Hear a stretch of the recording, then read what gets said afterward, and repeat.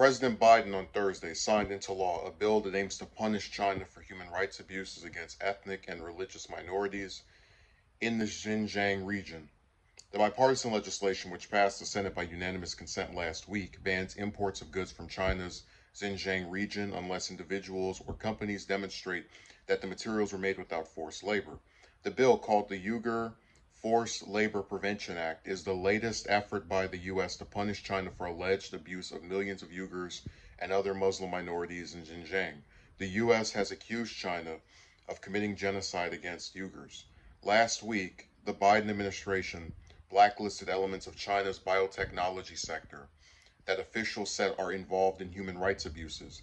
In a statement announcing that Biden had signed the legislation, the White House thanked the legislation's co-sponsors, Representatives Jim McGovern and Chris Smith, and Senators Jeff Merkley and Marco Rubio, as well as House Speaker Nancy Pelosi and Senate Majority Leader Chuck Schumer.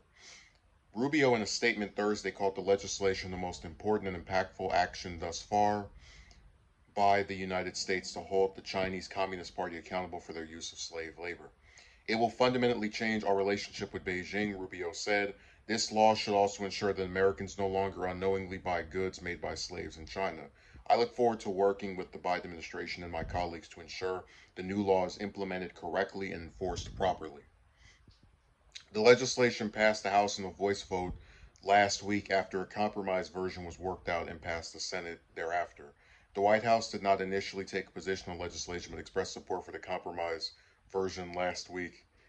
The administration will work closely with Congress to implement this bill to ensure global supply chains are free of forced labor, while simultaneously working to onshore and third shore key supply chains, including semiconductors and clean energy, White House Press Secretary Jen Psaki said in a statement last week.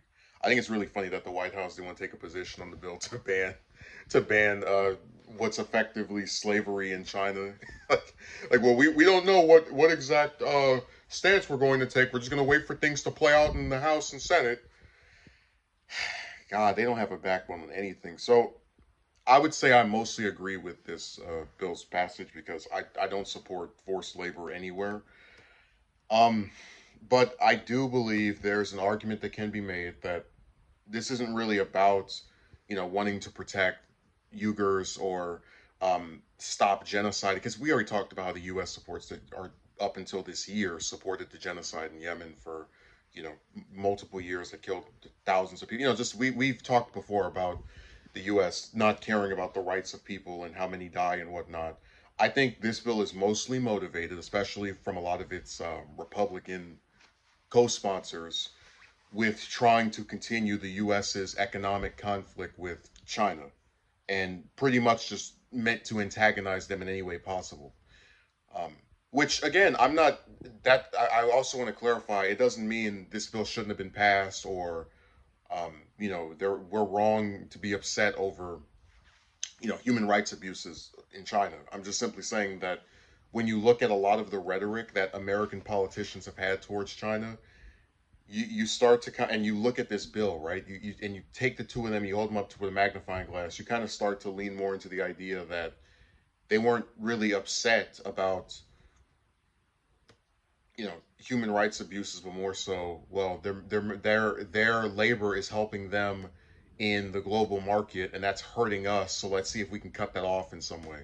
So I think that there are other motivations to doing this besides caring about human rights, but I'm still glad there's some attempt at, doing something.